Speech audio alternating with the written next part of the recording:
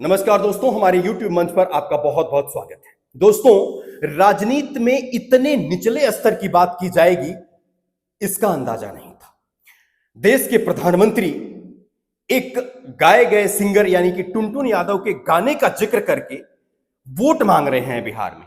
अब यह स्थिति आ जाएगी कि जो प्रधानमंत्री तीसरी बार केंद्र में सरकार बना चुके हैं, कई राज्यों में उनके मुख्यमंत्री हैं, तकरीबन पूरी की पूरी संघ और पूरी की पूरी बीजेपी बिहार में जनता के बीच में वोट मांग रही है, लेकिन एक भी इनका नेता, एक भी मुख्यमंत्री, एक भी सांसद, एक भी विधायक अपने काम नहीं गिना पा रहा है। एक तरफ से नीतीश कुमार जी के ऊपर गेम खेलने की कोशिश की जा रही है, लेकिन जो पत्रकार ये कह रहे हैं कि नीतीश कुमार के ऊपर महिलाओं का बहुत ज्यादा भरोसा है, तो वो महिलाएं पिछले इलेक्शन में कहां चली गई थी? और बताइए कि कौन सी ऐसी महिला है, कौन सी ऐसी मां है जो ये नहीं चाहती है कि उसके बेटे को नौकरी मिले?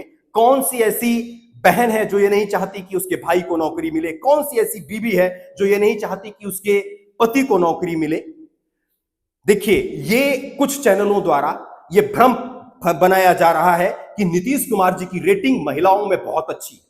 अगर बहुत अच्छी रही होती तो पिछली बार के चुनाव में नीतीश कुमार सबसे कम सीटों पर नहीं रहते। कुछ पत्रकार ये तक कहते नजर आए कि नीतीश कुमार ने जो 10-10 हजार रुपए दे दिए हैं उसकी वजह से महिलाओं में उनका क्रेज बना हुआ है। तो क्या ये लोग महिलाओं को लालची साबित करना चाहती हैं, लालची हैं? क्या महिलाओं को यह नहीं पता है कि ये वोट के लिए जो 10 हजार एक बार दिए जा रहे हैं, बाद में सरकार बनने के बाद कोई पूछने नहीं आएगा? एक पत्रकार महोदय ये कह रहे थे कि कभी 20 साल पहले जो नीतीश कुमार जी ने साइकिल बांटा था, उस साइकिल को लेकर के महिलाओं में उत्साह है। आप ये बताइए कि जो 20 साल पहले साइकिल बांटी गई थी उसको लेकर के अगर महिलाओं में उत्साह है, तो क्या तेजस्वी यादव ने जो 17 महीने के अपने कार्यकाल में 5 लाख नौकरियां दे दी, वो नौकरियां क्या सिर्फ लड़कों को ही दी गई या उसमें महिलाएं भी थी?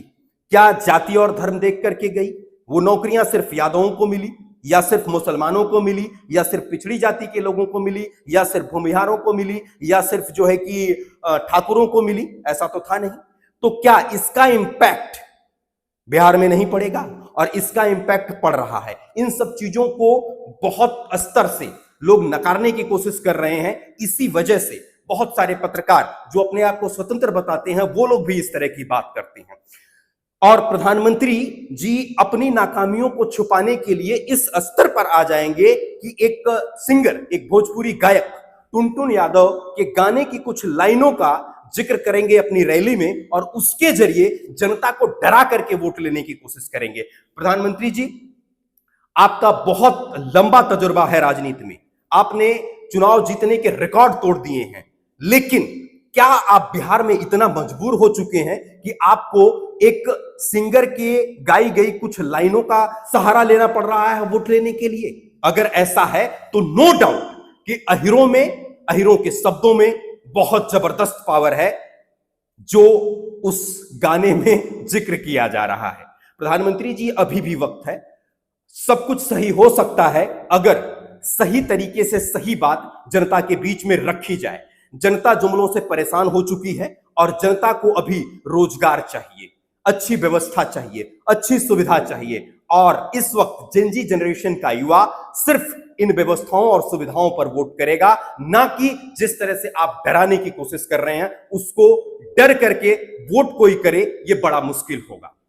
एक बात और यहां आती है कि जिस तरह से हर बार बिहार की जनता को डराने की कोशिश की जा रही है, तो क्या आपको लगता है कि जेनजी जनरेशन का युवा सच्चाई नहीं समझ रहा है? आज भी मानसिक तौर पर क्या उनको गुलाम बनाया जा सकता है? मुझे लगता है कि ऐसा बिल्कुल नहीं किया जा सकता और ऐसा होगा भी नहीं। इसलिए अभी भी वक्त है कि सच का सहारा लीजिए, कुछ चीजें बदल सकती हैं।